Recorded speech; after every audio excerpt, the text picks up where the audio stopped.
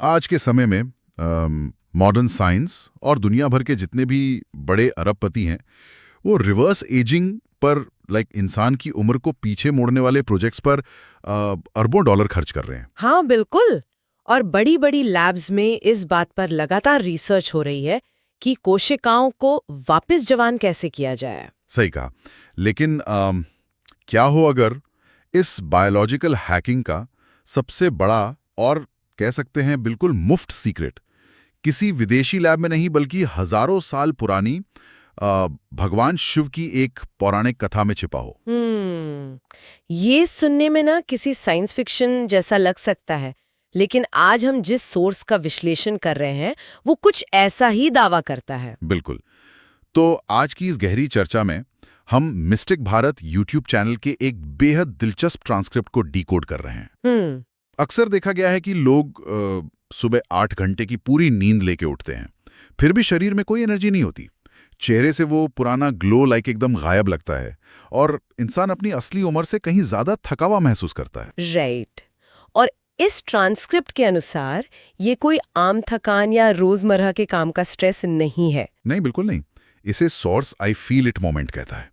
मतलब वो पल जब किसी इंसान को असल में ये महसूस होता है कि उसकी जो लाइफ फोर्स है या जीवन ऊर्जा है वो सच में खत्म हो रही है। एग्जैक्टली। तो आज का हमारा मिशन यही है कि हम बिना किसी पक्षपात के इस दावे की गहराई में जाएं और समझे कि प्राचीन हठयोग, तंत्र और मॉडर्न बायोलॉजी के बीच ये सोर्स किस तरह का कनेक्शन बना रहा है। और मैं मानती हूँ कि इस कनेक्शन को समझना बहुत ज़रूरी है, क्योंकि ये सोर्स सिर्फ दर्शन या किसी फिलॉसफी की बात नहीं कर रहा है। ये एक बहुत ही सटीक बायोलॉजिकल और फिजिकल प्रोसेस की बात कर रहा है, जिसे अगर गहराई से समझा जाए तो ये इंसान के अपने ही शरीर को देखने का नज़रिया पूरी तरह से बदल सकता है। तो चलिए इस थ्योरी के सबसे बुनियादी पहलू से शुरुआत करते हैं। श्योर। सोर्स इस लगातार रहने वाली थकान और तेजी से आते बुढ़ापे को सबसे बड़ा एनर्जी लीक या ऊर्जा की चोरी कहता है।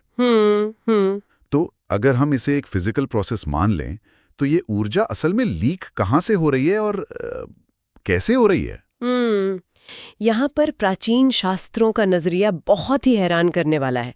ट्रांसक्रिप्ट के अनुसार हमारे वेदों और तंत्र शास्त्रों में इंसान के सिर के ऊपरी हिस्से को चंद्र केंद्र यानी मून सेंटर कहा गया है। Moon centre? अच्छा। हाँ, इन ग्रंथों का दावा है कि इस मून सेंटर से लगातार एक बहुत ही रहस्यमयी लिक्विड या ऊर्जा नीचे की तरफ टपकती रहती है, जिसे अमृत बिंदु का नाम दिया गया है। ओके, तो वो दिमाग से नीचे गिर रहा है। राइट। अब दिक्कत यह है कि शरीर का डिजाइन कुछ ऐसा है कि ये अमृत बिंदु जब नीचे गिरता है तो वो सीधा पेट के हिस्से में मौजूद एक मेटाबॉलिक आग में जाकर गिरता है, जिसे सूर्य केंद्र या सन सेंटर कहते हैं। राइट, बिल्कुल। और उस तेज आंच में ये कीमती अमृत पूरी तरह भस्म हो जाता है, जल जाता है। अरे, मतलब हमारे शरीर में कोई बाहरी वायरस या बीमारी हमला नहीं कर रही है, बल्कि खुद हमारे ही शरीर में पैदा होने वाली एक बेहद कीमती जीवन ऊर्जा हमारी शरीर के दूसरे हिस्से में जाके बर्बाद हो रही है। जी हाँ, बिल्कुल।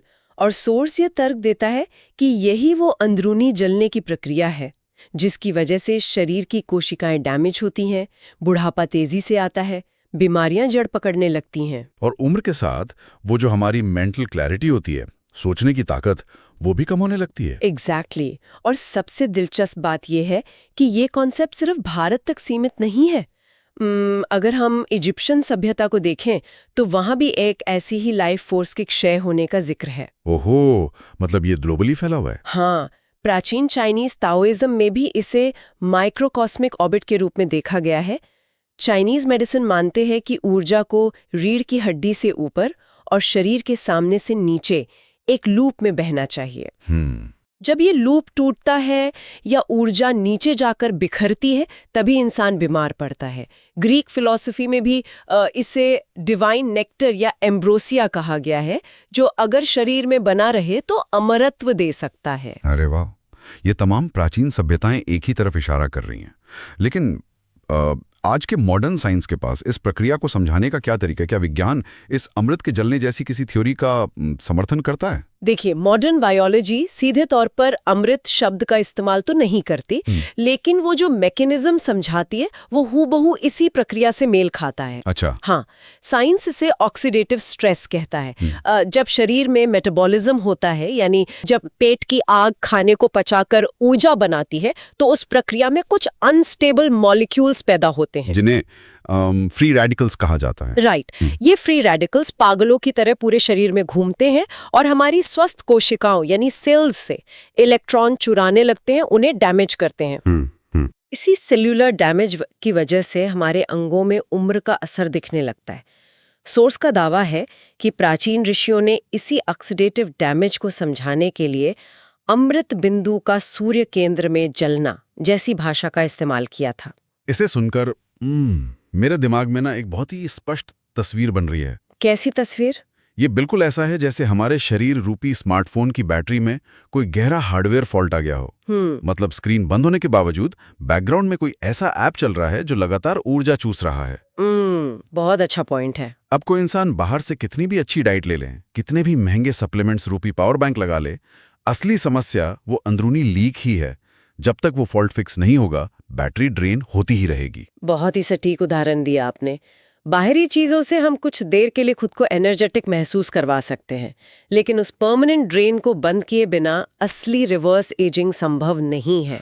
लेकिन यहाँ एक बहुत बड़ा तार्किक सवाल पैदा होता है। क्या? अगर ये ऊर्जा, ये बैटरी हर एक इंसान के अंदर बैकग्राउंड में इस तरह लीक हो रही है, तो हजारों साल पहले किसी ने इसे बीच में ही रोकने या इस बायोलॉजिकल फॉल्ट को फिक्स करने के बारे में कैसे सोचा होगा? मतलब क्या सोर्स इस बात का कोई सुराग देता है कि इस समस्या का समाधान सबसे पहले कहाँ से आया? इस सवाल का जवाब ट्रांसक्रिप्ट हमें सीधे माइथोलॉजी यानी पौराणिक कथाओं के एक बहुत ही गहरे विश्लेषण की तरफ ले जाकर देता है। हम सभी ने बचपन से समुद्र मंथन की वो मशहूर कहानी सुनी है। हाँ, बिल्कुल। जहाँ देवता और असुरों ने मिलकर समुद्र को मथा था। राइट। और उसमें से हलाहल नाम का एक भयानक जहर निकला था जो पूरी सृष्टि को नष्ट कर सकता था। हाँ, और फिर भगवान शिव ने आकर उस जहर को पी लिया था। लेकिन उन्होंने उसे गले से नीचे नहीं उतरने दिया था, जिससे उनका गला नीला पड़ गया और उन्हें नीलकंठ कहा जाने लगा। बिल्कुल। अब मॉडर्न दुनिया और इतिहासकार अक्सर इसे सिर्फ एक धार्मिक आस्था या एक चमत्कारिक कहानी मानकर छोड़ देते हैं। लेकिन ये सोर्स एक बहुत ही अलग और साहसिक दावा करता है। उसका कहना है कि ये कोई साधारण कहानी नहीं है, बल्कि हमारे वेदों और उपनिषदों में छिपा एक बहुत ही एडवांस्ड बायोलॉजिकल कोड है। वेट, मैं यहाँ थोड़ा ऑब्जेक्शन करना चाहूंगा। जी कहिए। समुद्र मंथन की कहानी को सीधे बायोलॉजिकल ग्लैंड्स या एनाटॉमी से जोड़ना थोड़ा ज्यादा नहीं हो गया? क्या ये सच में संभव है कि जो कहानियां सदियों से केवल चमत्कारिक मानी जाती रहीं, वो असल में एंशिएंट एनाटॉमी की कोडेड मैनुअल्स हैं? ये संदेह बिल्कुल स्वाभाविक है और ये एक बहुत बड़ा क्लेम भी है। लेकिन ट्रांसक्रिप्ट जिस तार्किक तरीके से इस मेटाफर को हठ योग और तंत्र से जोड़ता है, वो वाकई सोचने पर मजबूर कर देता है। अच्छा, कैसे? देखिए, हठ योग में इंसान के गले के इस हिस्से को विशुद्धि चक्र कहा जाता है।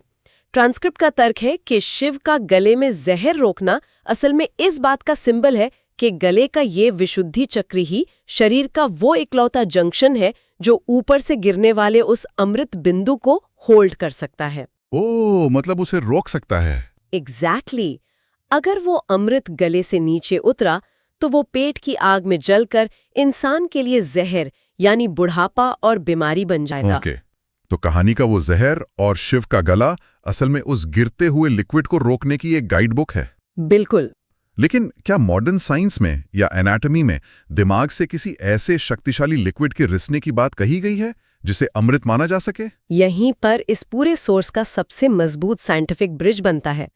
आज के न्यूरोबायोलॉजिस्ट्स दिमाग के बिल्कुल बीचों बीच मौजूद एक बहुत ही छोटे से ग्लैंड की बात करते हैं, जिसे पीनियल ग्लैंड कहा जाता है। हाँ, पीनियल ग्लैंड, जिसे अक्सर तीसरी आंख से भी जोड़ा जाता है। राइट। आज विज्ञान ये पुख्ता रूप से जानता है कि ये पीनियल ग्लैंड मेलेटोनिन, सेरोटोनिन और कुछ अन्य पावरफुल न्यूरोकेमिकल्स रिलीज करता है। ये वो लिक्विड्स हैं जिनका सीधा संबंध हमारे स्लीप साइकिल, सेल्यूलर रिपेयर और शरीर को फ्री रेडिकल से बचाने यानी एंटी एजिंग से है।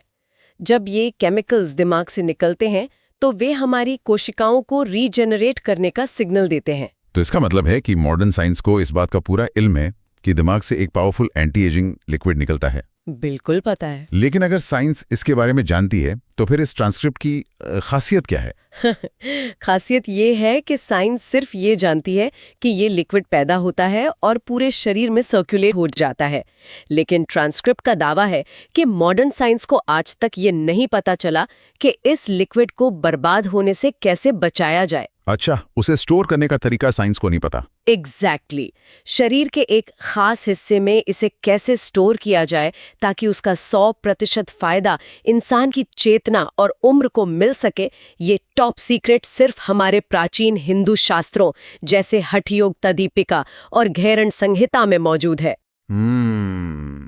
ये थ्योरी अपने आप में एक मास्टरपीस की तरह लग रही है, लेकिन सिर्फ थ्योरी से कुछ नहीं होता। अगर गले का वो विशुद्धि चक्र इस बायोलॉजिकल कोड को होल्ड कर सकता है तो जाहिर सी बात है प्राचीन योगियों ने इसे बचाने का कोई फिजिकल तरीका भी ढूंढा होगा। हाँ, बिल्कुल ढूंढा है। तो क्या सोर्स किसी ऐसी प्रैक्टिकल तकनीक का जिक्र करता है जिसे कोई भी व्यक्ति अपनी रोजमर्रा की जिंदगी में कर सके? जी हाँ, और यही इस चर्चा का सबसे महत्वपूर्ण हिस्सा है। सोर्स इस इकलौते तरीके को ब्रह्मास्त्र का नाम देता है। ये कोई बहुत मुश्किल या दर्दनाक जिम्नास्टिक नहीं है, बल्कि एक बहुत ही स्पेसिफिक और साइंटिफिक शारीरिक मुद्रा है। ओके। इसे हठ योग में जालंधर बंद कहा जाता है, जिसे अंग्रेजी में हम चिन लॉक कह सकते हैं। जालंधर बंद? तो इस तकनीक को डिकोड करते हैं। इसके स्टेप्स क्या हैं और इसे करने का सही तरीका क्या बताया गया है? इसके स्टेप्स बहुत ही स्पष्ट हैं। सबसे पहले ये अभ्यास सुबह के समय किया जाना चाहिए, जब पेट बिल्कुल खाली हो। इंसान को किसी शांत जगह पर अपनी रीढ़ की हड्डी यानी स्पाइन को एकदम सीधा करके बैठना होता है। स्पाइन का सीधा होना तो जरूरी है। हाँ, ताकि नर्वस सिस्टम में कोई रुकावट ना हो। इसके बाद पूरा फोकस सांसों पर लाना है। नाक के जरिए बहुत ही धीमी और गहरी सांस लेनी है, यानी डीप नेजल ब्रीदिंग। ठीक है, स्पाइन सीधी की और नाक से गहरी सांस अंदर ली।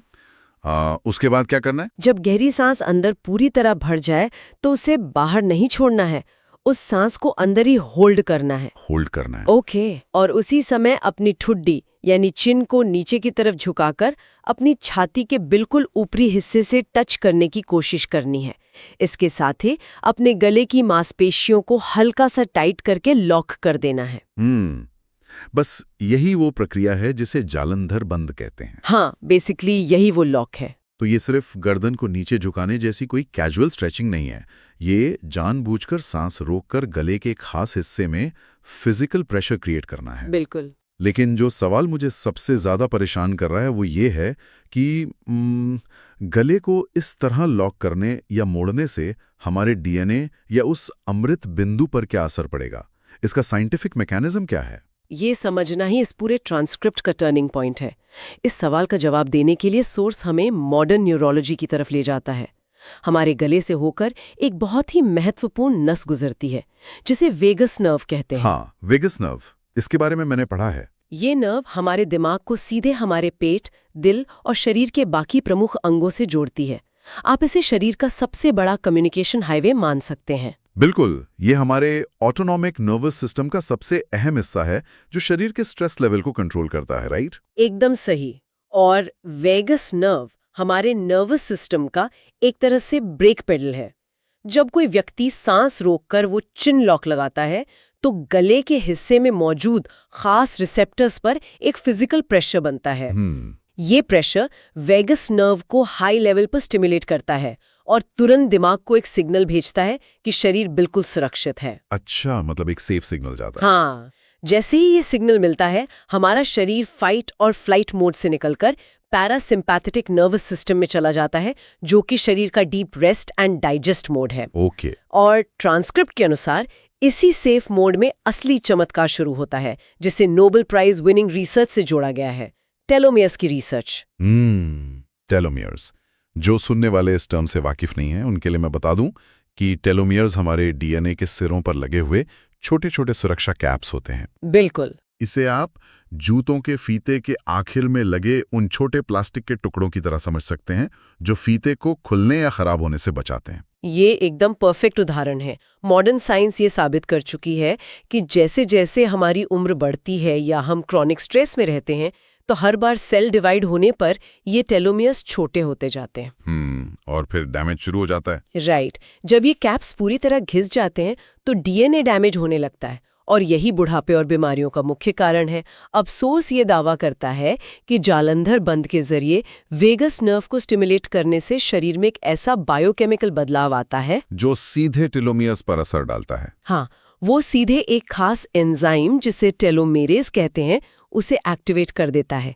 ये एंजाइम उन छोटे हो चुके टेलोमियर्स की लंबाई को वापस बढ़ाना शुरू कर देता है। अरे वाह! और टेलोमियर्स के लंबे होने का सीधा सा बायोलॉजिकल अर्थ है कोशिकाओं का वापस जवान होना, यानी सेल्यूलर रिवर्स एजिंग। मुझे लगता है जो बात हम पहले कह रहे थे अब वो पूरी तरह से एक लॉजिकल तस्वीर बना रही है। बिल्कुल। अगर मैं इसे एक नए नजरिए से देखूं या मॉडर्न भाषा में समझाऊं तो ये सिर्फ गले को झुकाना या कोई साधारण योगासन नहीं है। ये एक तरह का सिस्टम ओवरराइड है। सिस्टम ओवरराइड कैसे? जैसे किसी कीबोर्ड पर एक खास शॉर्टकट लाइक कंट्रोल और डिलीट दबाकर हम अपने सिस्टम को रीसेट करते हैं ना, वैसा ही कुछ हम अपने नर्वस सिस्टम और डीएनए की सेटिंग्स के साथ कर रहे हैं। बहुत ही अच्छी एनालॉजी है। एक और तरीके से देखें तो ये बिल्कुल वैसा है जैसे किसी बहुत बड़े डैम के खुले हुए दरवाजे को बंद कर देना। पानी या ऊर्जा जो अब तक बिना किसी कंट्रोल के बहकर नीचे पेट की आग में बर्बाद हो रही थी, उसे गले में इस लॉक के जरिए रोक लिया गया है। एग्जैक्टली। और अब उस जमा हुई ऊर्जा का इस्तेमाल शरीर के अंदरूनी जनरेटर यानी डीएनए और टेलोमेर्स के रिपेयर प्रोसेस में किया जा रहा है। अमेजिंग। ट्रांसक्रिप्ट ये कहना चाह रहा है कि जो काम आज बायोहैकर्स लैब्स में महंगी दवाइयों और मशीनों के जरिए हासिल करना चाहते हैं, वो काम इंसान का अपना शरीर खुद कर सकता है, बशर्ते उसे सही कमांड दी जाए। लेकिन एक सवाल अभी भी बाकी है। बताइए। मान लीजिए कोई व्यक्ति आज से ही इस डैम के दरवाजे को बंद करना यानी इस तकनीक का अभ्यास करना शुरू कर दे। हाँ। तो उसे कैसे पता चलेगा कि ये काम कर रहा है? मतलब क्या सोर्स इस बात का कोई पैमाना या नतीजा तय करता है जिसे फिजिकली महसूस किया जा सके? हाँ, ट्रांसक्रिप्ट इस मामले में बहुत ही मुखर है और एक सख्त गारंटी के साथ 7 दिन का एक चैलेंज देता है। सिर्फ 7 दिन? हाँ, सोर्स का दावा है कि अगर कोई भी इंसान सिर्फ 10 मिनट रोज लगातार 7 दिनों तक बिना नागा किए पूरी श्रद्धा और फोकस के साथ इस जालंधर बंद की प्रैक्टिस करे, तो 8वें दिन उसे अपने शरीर में एक चमत्कारिक बदलाव दिखेगा। 8वें दिन? बायोलॉजिकल टाइमलाइन के हिसाब से तो ये तो बहुत ही कम समय है। ट्रांसक्रिप्ट किन खास बदलावों का दावा करता है? सोर्स के अनुसार सबसे पहला बदलाव फिजिकल लेवल पे दिखेगा, जिसे आयुर्वेद की भाषा में ओजस कहा जाता है। ओजस? अच्छा। ये शरीर और चेहरे पर पैदा होने वाला एक ऐसा तेज है जो किसी कॉस्मेटिक क्रीम या बाहरी डाइट से नहीं आता। ट्रांसक्रिप्ट दावा करता है कि ये एक डिवाइन इनर ग्लो है। और बात सिर्फ चेहरे की चमक तक सीमित नहीं है। सोर्स ये भी कहता है कि ये प्रैक्टिस इंसान के ऑरा या ऊर्जा क्षेत्र को इतना पावरफुल बना देती है कि उसे हर काम में 100% सक्सेस मिलती है। 100%? हाँ, और डिप्रेशन, क्रॉनिक थकान, एंजाइटी और यहाँ तक के चेहरे की फाइन लाइंस हमेशा के लिए गायब हो जाने का दावा किया गया है। 100% सक्सेस और ऑरा का पावरफुल होना। मुझे लगता है हमें यहाँ थोड़ा सावधान रहना चाहिए। ये दावा तो बहुत ही बड़ा और एक हद तक अविश्वसनीय लगता है। मैं समझ सकती हूँ। मतलब क्या इस ट्रांसक्रिप्ट में इसका कोई ठोस बायोलॉजिकल सबूत दिया गया है या ये सिर्फ एक आध्यात्मिक विश्वास है? क्योंकि विज्ञान में 100% सक्सेस जैसी कोई चीज आमतौर पर नहीं होती। आपका ये ऑब्जर्वेशन बहुत जरूरी है। हमें ये समझना होगा कि सोर्स योग और तंत्र की भाषा बोल रहा है। राइट। जब वो 100% सक्सेस की बात करता है तो बायोलॉजिकल नजरिए से उसका मतलब उस एक्सट्रीम मेंटल क्लैरिटी और फोकस से हो सकता है जो नर्वस सिस्टम के पूरी तरह शांत होने पर पैदा होती है। ओह अच्छा, मतलब जब पैरासिम्पैथेटिक मोड ऑन होता है। बिल्कुल। जब शरीर स्ट्रेस फ्री होता है और ब्रेन को सही मात्रा में न्यूरोकेमिकल्स मिलते हैं तो जाहिर सी बात है आपके काम करने की क्षमता, आपके फैसले लेने की ताकत अपने चरम पर होती है, जिसे प्राचीन भाषा में हर काम में सफलता कहा गया है। ये एक बहुत ही लॉजिकल इंटरप्रिटेशन है। लेकिन क्या कोई ऐसा तुरंत महसूस होने वाला फिजिकल सेंसेशन भी है जिससे अभ्यास करने वाले को ये कंफर्म हो जाए कि हाँ, अब वो अमृत पेट की आग में नहीं गिर रहा है? बिल्कुल है। और इस ट्रांसक्रिप्ट का ये सबसे दिलचस्प साइंटिफिक और फिजिकल प्रूफ है। वो क्या है? सोर्स कहता है कि जब कोई व्यक्ति गहराई से सांस रोककर वो चिन लॉक लगाता है और वेगस नर्व पूरी तरह स्टिमुलेट होती है, तो गले के अंदर ठीक विशुद्धि चक्र की जगह पर एक बहुत ही अजीब सी ठंडक, लाइक अ कूल सेंसेशन महसूस होती है। एक ठंडी लहर जैसी फीलिंग गले के अंदर। जी, और ये कोई इमेजिनेशन नहीं है, बल्कि एक वास्तविक शारीरिक अनुभूति है। बायोलॉजिकली से ऐसे समझा जा सकता है कि जब आपका पैरासिम्पैथेटिक नर्वस सिस्टम एक्टिवेट होता है तो ब्लड फ्लो और फिजिकल टेम्परेचर के परसेप्शन में बदलाव आते हैं। सोर्स के मुताबिक ये कूल सेंसेशन इस बात का अल्टीमेट सबूत है कि अमृत बिंदु अब सफलतापूर्वक गले में स्टोर होने लगा है और रिवर्स एजिंग का मैकेनिज्म ट्रिगर हो चुका है। ये पूरी चर्चा वाकई में दिमाग के कई बंद दरवाजे खोलने वाली है। अगर हम इस पूरे सोर्स के दावों को एक फ्रेम में रखकर देखें तो ये बात कितनी साफ नजर आती है कि आज के दौर में लोग कितनी बुरी तरह से बाहरी समाधानों पर निर्भर हैं। बिल्कुल सही कहा। कोई महंगे एंटी एजिंग ट्रीटमेंट्स ले रहा है, कोई बोटॉक्स करवा रहा है, तो कोई एनर्जी ड्रिंक्स के सहारे दिन काट रहा है। जबकि ये ट्रांसक्रिप्ट ये स्थापित करने की कोशिश करता है कि इंसान का हाईएस्ट पोटेंशियल उसके अपने ही शरीर के अंदर बिल्कुल मुफ्त मौजूद है। यही इस गहरी चर्चा का सबसे अहम निष्कर्ष है। ये ट्रांसक्रिप्ट हमें सिर्फ किसी प्राचीन किताब की मनगढ़ंत कहानी नहीं सुना रहा है, बल्कि ये मॉडर्न बायोलॉजिकल साइंस जैसे telomeres, vagus nerve, oxidative stress और पीनियल ग्लैंड को प्राचीन भारतीय योग के साथ एक ही धागे में पिरोता है। ये हमें ये सोचने पर मजबूर करता है कि बुढ़ापा और थकावट कोई ऐसी नियति नहीं है जिसे चुपचाप सह लेना चाहिए, बल्कि उन ट्रांसक्रिप्ट के नजरिए से यह एक एनर्जी लीक है जिसे एक बहुत ही specific biological intervention like Jalandhar बंद के जरिए रोका जा सकता है। एग्जैक्टली। ये मुद्रा सिर्फ एक योग आसन नहीं है, ये हमारी कोशिकाओं के स्तर पर काम करने वाला एक टूल है जो सदियों से हमारे पास था, बस हम इसे इस्तेमाल करना भूल गए थे। तो अगर आज की इस पूरी चर्चा को समेटा जाए तो चंद्र केंद्र से टपकने वाला वो रहस्यमयी अमृत, सूर्य केंद्र की आग में उसका जलना, शिव के नीलकंठ रूप में छिपा विशुद्धि चक्र का वो महान बायोलॉजिकल मेटाफर और अंत में जालंधर बंद का इस्तेमाल जो सीधे हमारे वेगस नर्व को ट्रिगर करके टेलोमियर्स की लंबाई बढ़ाता है। बिल्कुल, ये सब मिलकर एक बहुत ही मजबूत, तार्किक और आपस में जुड़ी हुई तस्वीर पेश करते हैं। आज की इस चर्चा के बाद एक ऐसा विचार है जो मेरे दिमाग में लगातार घूम रहा है और मैं चाहूंगा कि सुनने वाले भी इस पर खूब गहराई से विचार करें। वो क्या है? अगर हमारी सांसों का एक खास रिदम और हमारे गले को मोड़ने का एक साधारण सा लॉक हमारे नर्वस सिस्टम को हैक कर सकता है, हमारे डीएनए की सेटिंग्स को बदल सकता है और टेलोमियर्स को वापस लंबा कर सकता है, राइट। तो क्या ये मुमकिन है कि हमारा पूरा शरीर असल में एक बेहद advanced super intelligent biological computer है? बहुत गहरा सवाल है। एक ऐसा कंप्यूटर जिसके असली एडमिन राइट्स या मास्टर पासवर्ड्स हम आज की इस भागदौड़ भरी मॉडर्न लाइफस्टाइल में कहीं भूल चुके हैं।